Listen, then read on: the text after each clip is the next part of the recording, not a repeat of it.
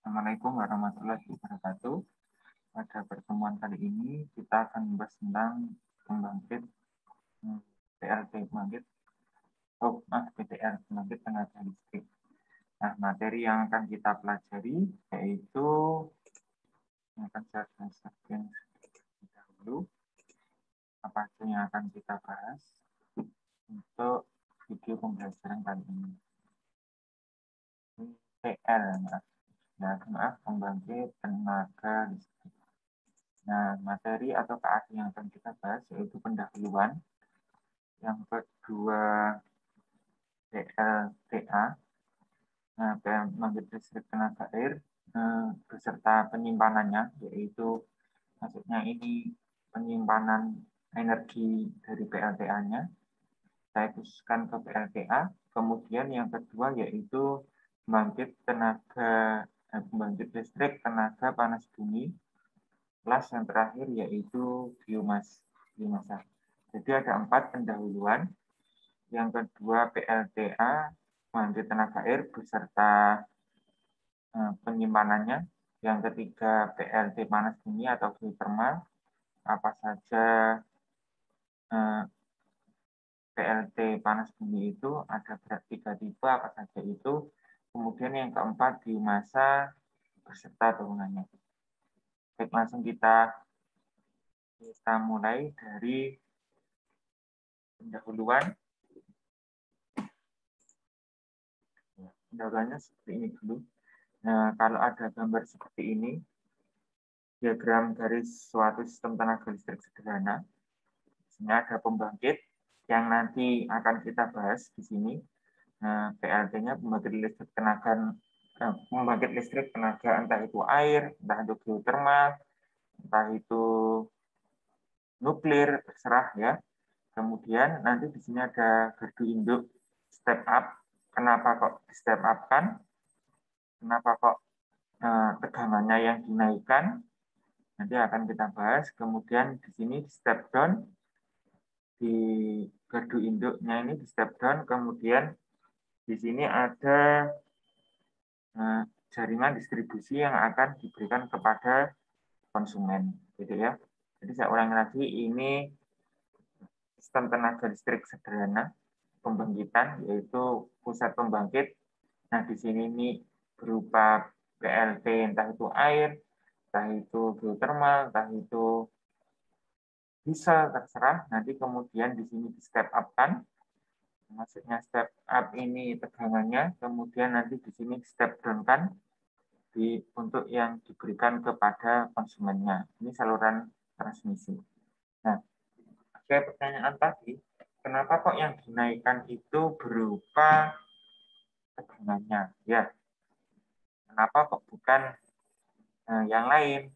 Entah itu arusnya, entah itu PSP-nya, kenapa kok harus tegangannya yang dinaikkan? Ini Anda bisa melihat, ini ada gardu induknya, step up-nya, kenapa kok dinaikkan pada saluran transmisi ini. Seperti yang kita ketahui, apabila ini semakin panjang saluran transmisinya, maka otomatis resistansi penyalurannya ini semakin panjang kan R-nya, maka rugi-rugi dayanya akan semakin besar. Ya, entah itu rugi-rugi dayanya nanti akan berupa panas, kadang seperti itu. Sehingga untuk mengantisipasi kehilangan rugi-rugi daya ini, meminimalisir rugi-rugi daya pada saluran transmisi ini, maka yang dinaikkan berupa tegangannya. Nah, seperti ini rumusnya. Nah, Anda bisa lihat delta P. Di sini delta P itu yaitu berupa rugi-rugi daya. Kemudian 3 kali I kuadrat R. Ini rumusnya kalau nggak salah rumus daya gitu ya. Jadi I kuadrat R. Nah, ini untuk rumus daya, tapi di sini kita pakai untuk rumus rugi-rugi daya. Ya, maksudnya rugi-rugi daya ini yaitu rugi-rugi daya yang dari pembangkit, kemudian di sini ke konsumen. Jadi ini nanti turun D, artinya di sini biasanya misal 10 kVA plus J20. Nah, di sini jadi 5 kVA plus minus 5 J20 ya. Jadi ada terjadi apa? Rugi-rugi daya. Nah, kembali ke awal, kenapa kok yang dinaikkan itu berupa tegangannya? Nah, ini rumus dari rugi-rugi daya ya. Delta P yaitu P yang pembangkit dikurangi P konsumen, itu rumusnya 3I kuadrat R gitu ya. Nah, kemudian I sendiri, I yang di sini arus yaitu P daya beban pada ujung penerima transmisi dibagi dengan V tegangan fase ke fase pada ujung penerima transmisi ya. Kemudian cos P ini faktor daya beban. Nah, apabila kita masukkan I arus di sini, kita masukkan inputkan di sini, substitusi di sini, maka persamaannya akan menjadi seperti ini. Nah, Anda lihat, berarti ini P-nya akan dikuadratkan, ini P kuadrat, gitu. Kemudian ini akar 3-nya ini dikuadratkan jadi 3, tapi dicoret dengan yang atasnya, sehingga menjadi bilang antara pembilang dan penyebut, kemudian tinggal V-nya, V pangkat, ini V pangkat 2, ya, cos-nya juga pangkat 2, karena dikuadratkan, gitu ya. Sehingga rumus akhirnya, las kita mendapatkan rugi-rugi daya sama dengan P kuadrat, yaitu P di sini daya beban pada ujung penerima transmisi, dibagi dikali R per V kuadrat cos kuadrat Pi. Nah, Anda bisa lihat seperti ini. Sehingga kita bisa menjawab kenapa kok harus di step up. Gitu ya. Anda bisa melihat. Kenapa? Karena antara rugi-rugi daya dan tegangan itu berbanding terbalik. Artinya, apabila V-nya ini dinaikkan, maka otomatis delta P-nya ini atau rugi dayanya semakin kecil, sehingga banyak perusahaan atau dalam hal ini mungkin perusahaan listrik negara, yaitu yang dinaikkan itu V-nya. Artinya tegangannya dinaikkan sehingga berbanding terbalik dengan delta P, yaitu daya. Kenapa kok bukan R-nya? R-nya itu sebenarnya ini kan berbanding lurus. Artinya apabila R-nya kecil, maka delta P-nya ini juga akan mengecil. Ya, berbeda dengan V-nya.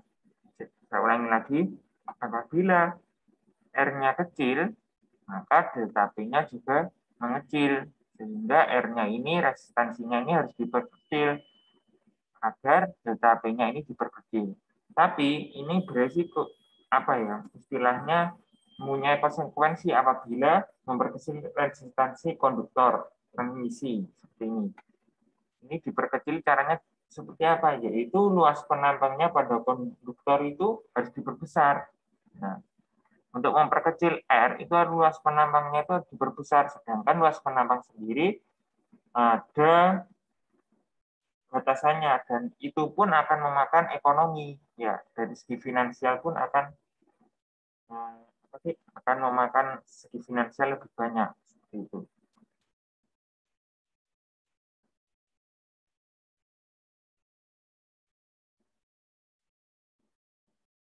Biayanya istilahnya dia, biaya pembangunan transmisi menara transmisinya pun lebih mahal ya.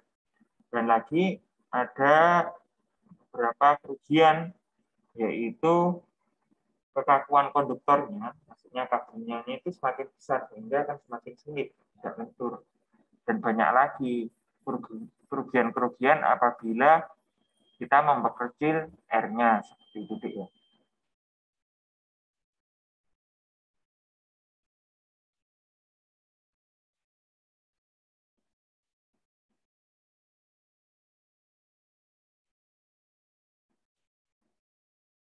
sebenarnya ininya pun juga cos P itu tadi apa?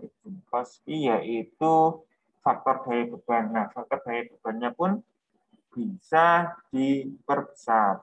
Jadi, bisa diperbesar. Ini sebenarnya untuk mengurangi daya reaktif. Tapi umumnya yaitu yang dinaikkan berupa V-nya untuk memperkecil rugi-rugi daya. Ya, ini pada saluran transmisinya ini tadi. Nah, ini mungkin introduksi yang terakhir, yaitu prinsip pembangkit yang akan kita bahas. Intinya itu para pembangkit nanti yang di sini tuh, itu yaitu yang untuk memutar turbin sehingga menghasilkan energi listrik, entah itu baik dari air, dari uap, dari nuklir, terserah. Sehingga kita memakai ini. Energi gerak berubah menjadi energi listrik. Nah, para pembangkit itu, generator, kita pakai ini. Gerak menjadi listrik. Ya. Itu sangat berbanding terbalik dengan motor. Motor itu listrik berubah menjadi gerak. Itulah perbedaan antara generator dan listrik. Ya, itu aja terlebih dahulu untuk introduksinya. Nanti pertemuan selanjutnya kita akan membahas tentang PLTA. Sekian saja dari saya. Kurang lebihnya saya mohon maaf. Assalamualaikum warahmatullahi wabarakatuh.